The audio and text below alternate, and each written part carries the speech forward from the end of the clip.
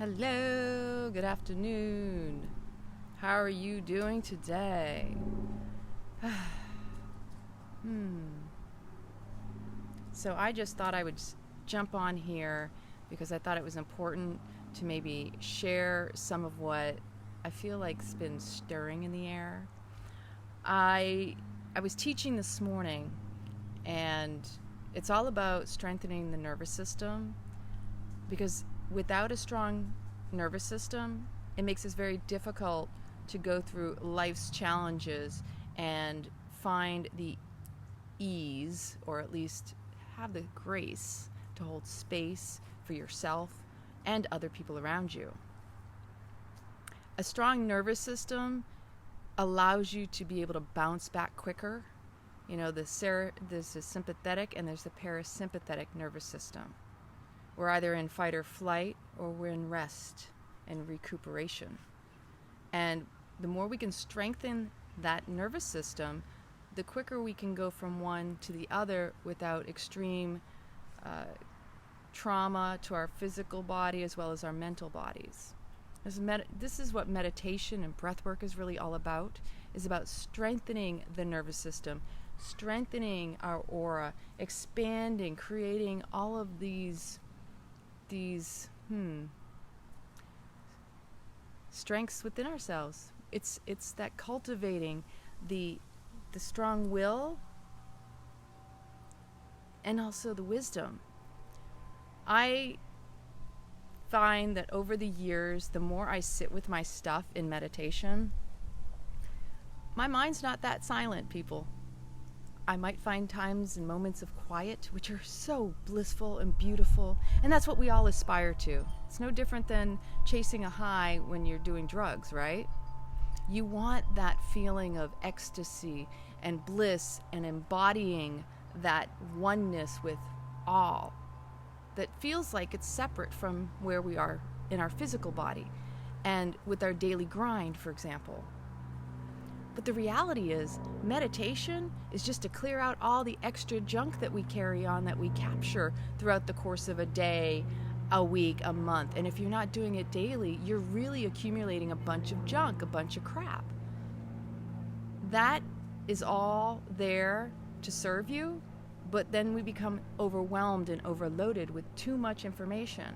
When there's too much going on up in here, it all gets shuffled down in here. In our physical body, somatically, we store traumas, we store emotions and pains, and whatever we experience is physically stored in our body.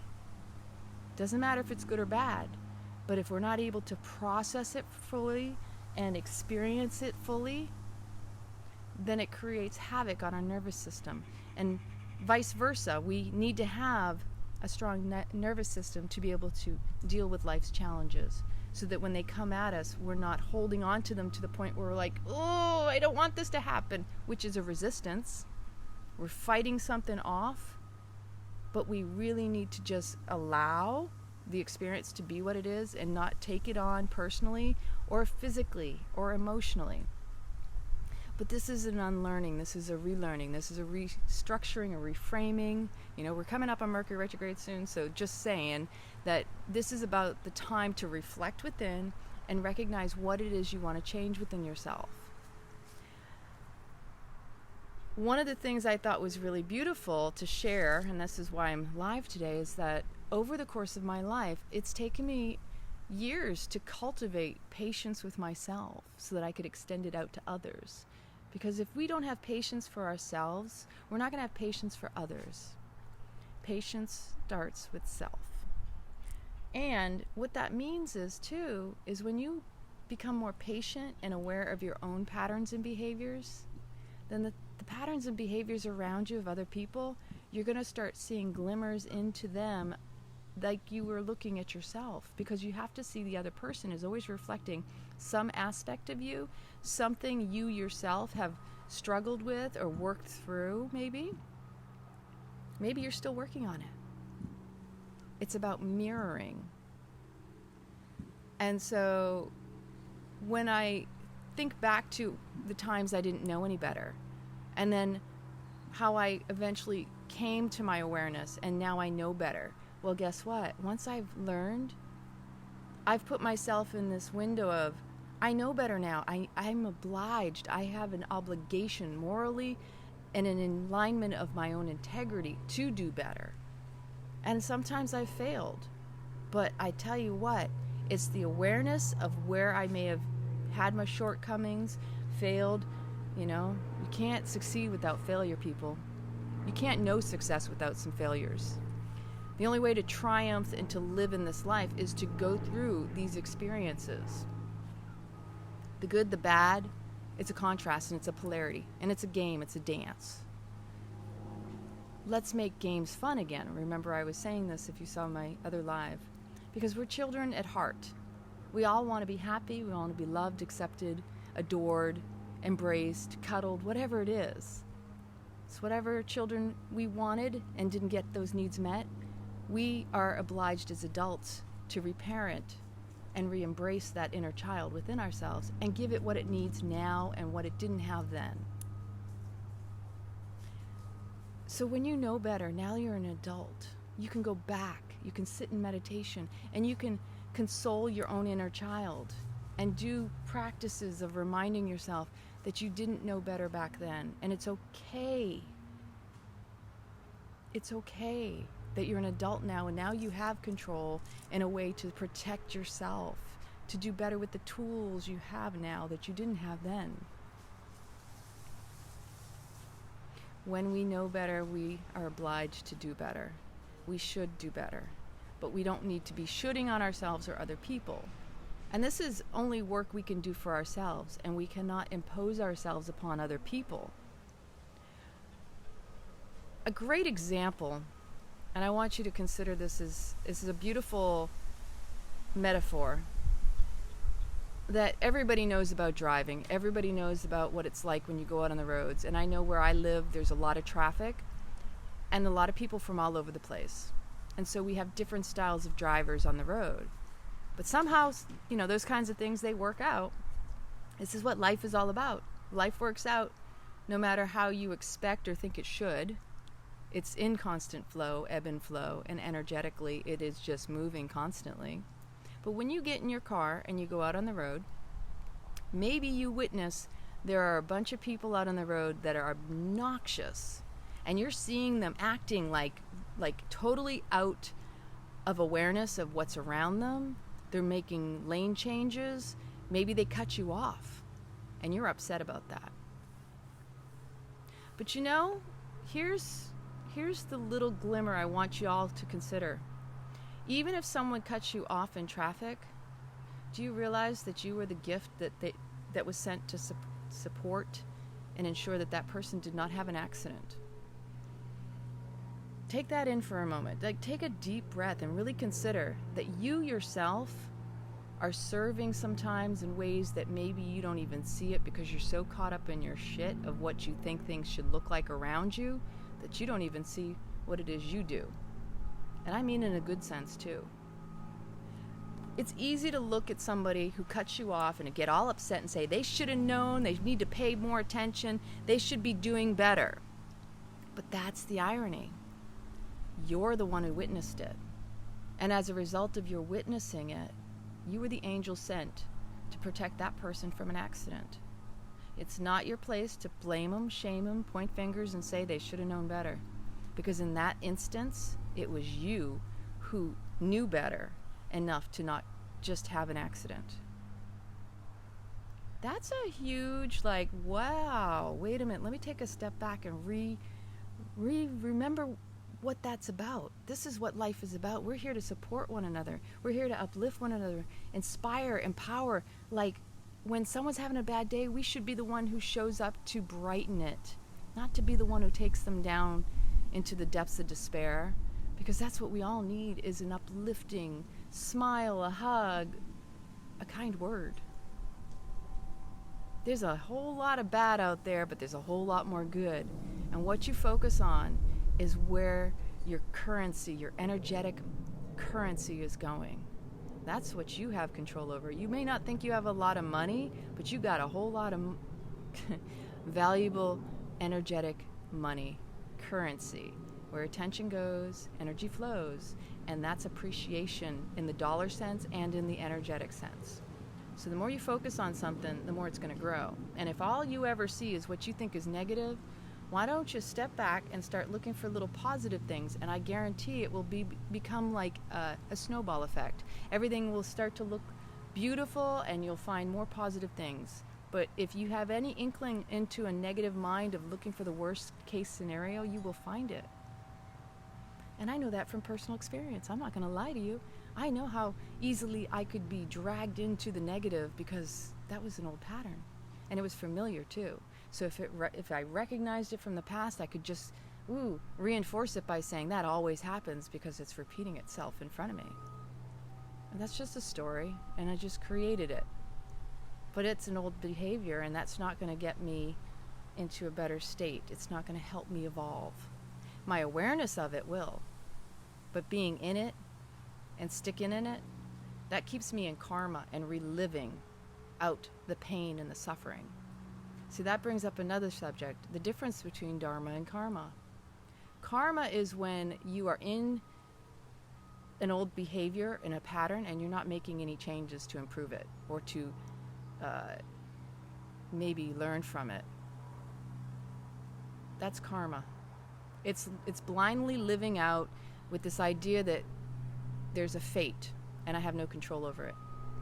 But dharma is recognizing the old patterns, beliefs, behaviors, and stepping into the unknown of changing them, to consciously be mindful of them and do better around them. Not in spite of them, but knowing that they served you and that they are not of you and not who you are.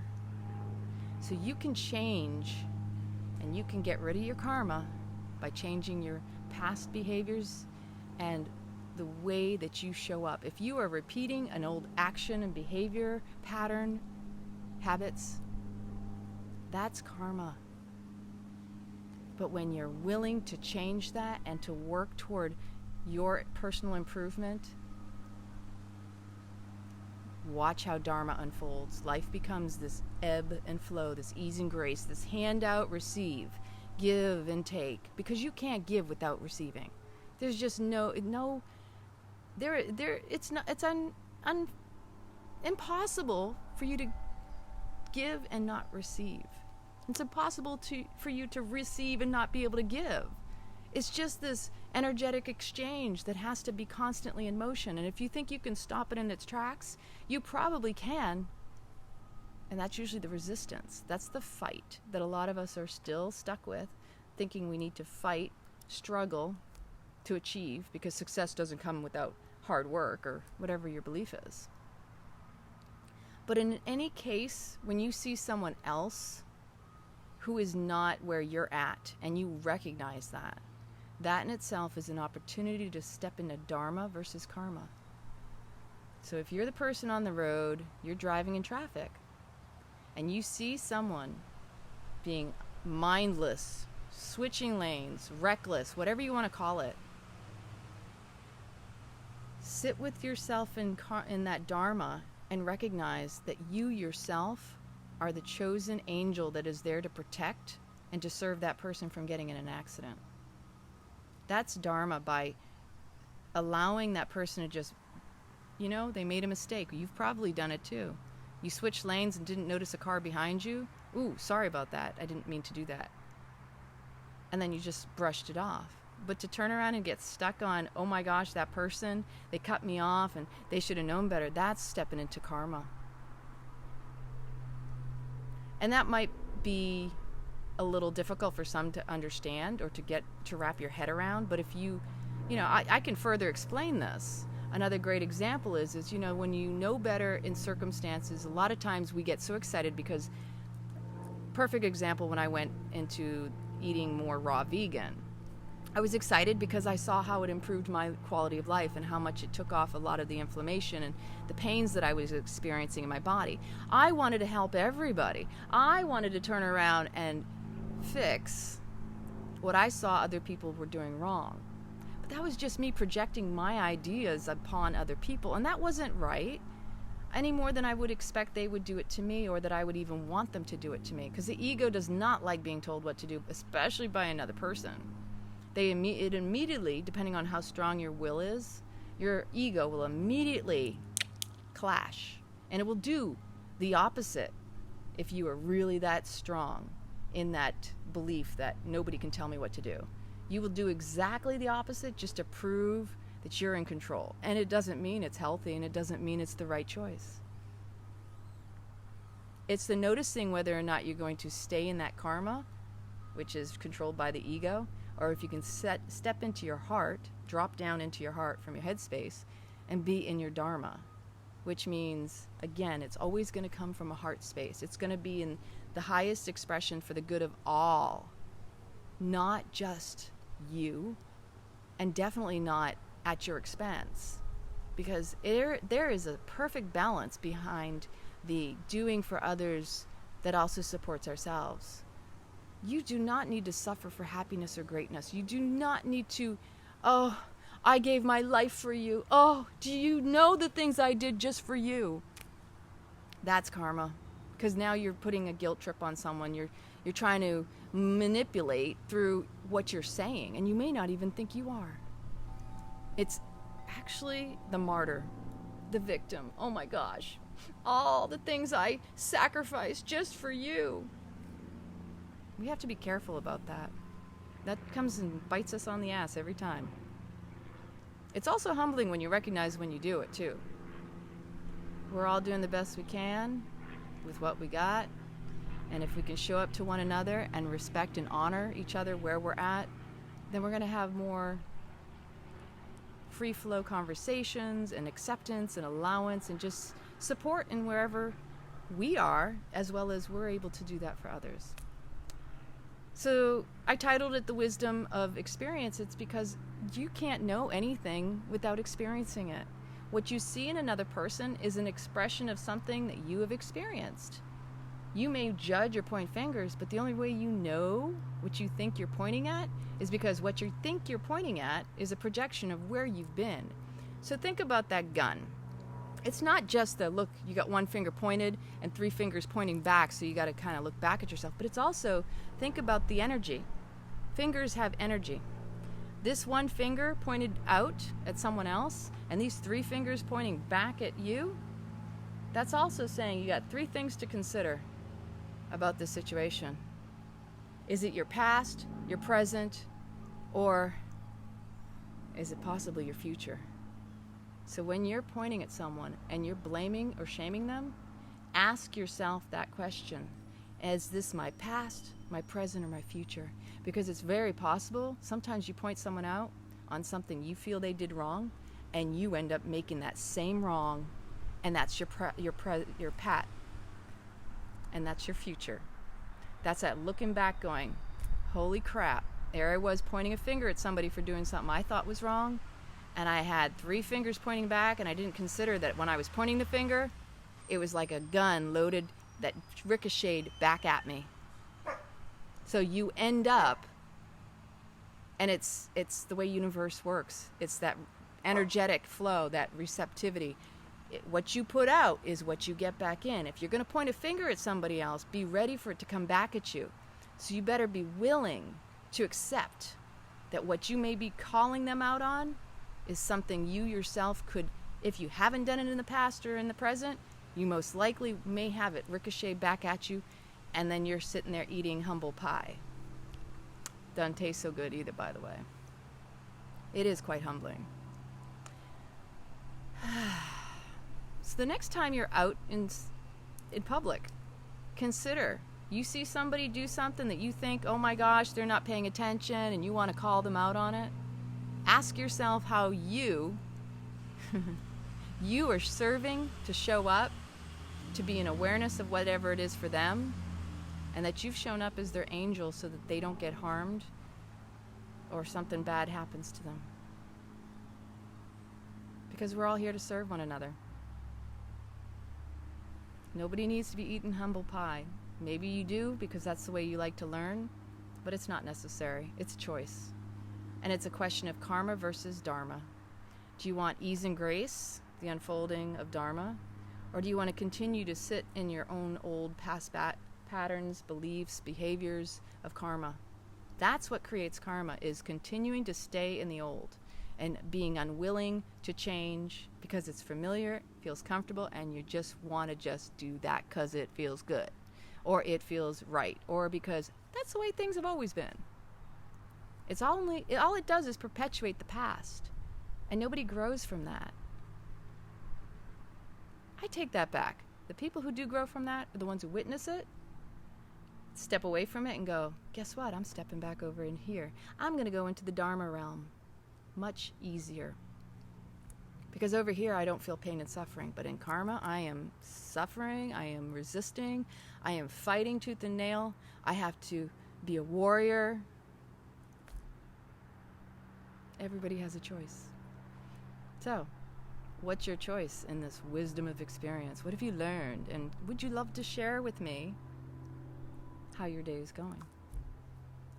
I love you very much. You're all angels. Thank you for showing up for me. Thank you for showing up for one another. And however that may look, that how you show up for you, how you show up for me and everyone else around is to the best of your capacity. That when you know better, you do better. Because that's how we evolve. So every day, wake up with that belief that, today I'm going to be better than I was yesterday. And you might have been damn good yesterday, but you're going to be damn better, baby, today. I love you all.